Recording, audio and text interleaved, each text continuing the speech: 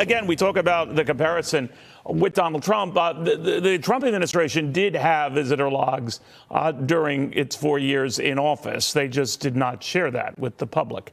But they had the logs. So that was the battle back and forth.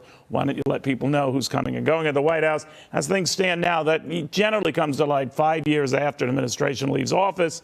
So in that case, we would find out who was visiting the Trump White House on a daily basis 5 years later. But again, just to be clear, the Trump White House did indeed keep logs of those who were coming and going at the White House, just didn't share them, certainly with the press. All right, Ronald Chapman joins us right now, federal attorney on all of this. Ron, first off, on the logs and who was going where and when, I'm moving ahead to the Biden administration, not just the White House, but his home, and whether there was any record of that. We're to learn from the president there was not. I guess it's a dumb question on my part. Should there be? In other words, where the president has, a retreat or a vacation home or place he goes to sort of chill out, should there be a record of that? Well, Neil, first, I think that's going to be a personal choice depending on who it is. But if you're going to have classified information located in that facility, absolutely you should keep logs. If you recall the General Petraeus case, he had a secured compartmentalized information facility in his house. And of course, there were logs being kept.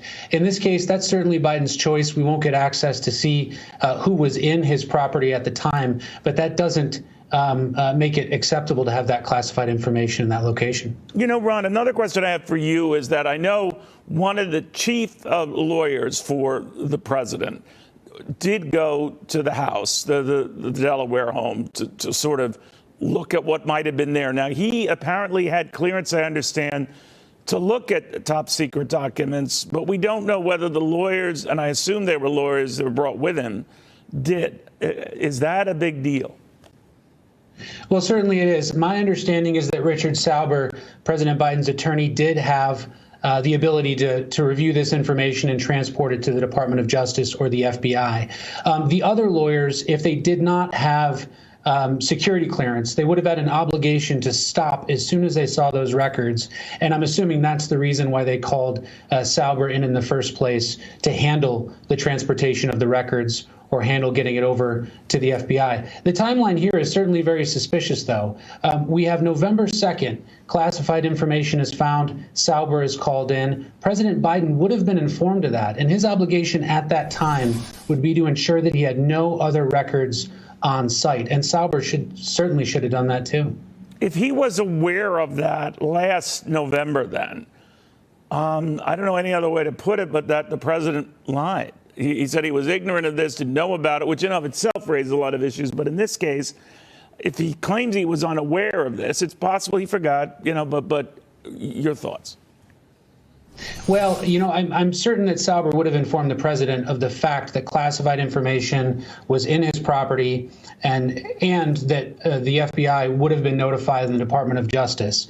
I don't know whether or not the president's lying, but I will tell you that his attorneys would have told him about that fact.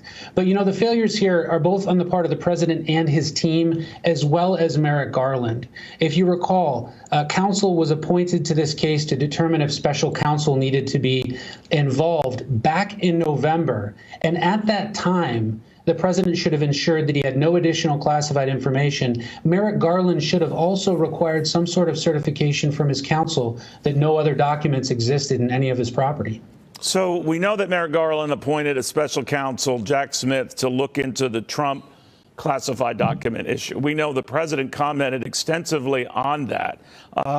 And then this materializes. Merrick Garland appoints someone to look into this particular stack of documents, Robert Hur to do that. That's two special counsels investigating documents. I'm just wondering whether they would be sharing information, have a need to share information, or operating independently. Well, Neil, I think they're separate for a reason. First, Jack Smith needs to focus on the Trump case and determine if there's criminal culpability there. Robert Hur needs to look at Biden's case. And I think Merrick Garland's intent here is that you have individual prosecutors investigating and providing individual reports to Merrick Garland so that he can make a decision and ultimately determine if any of them need to be criminally prosecuted for this conduct. I think it's a good idea to have it separate, and I think that's to protect the integrity of the Department of Justice, which is what he's trying to do.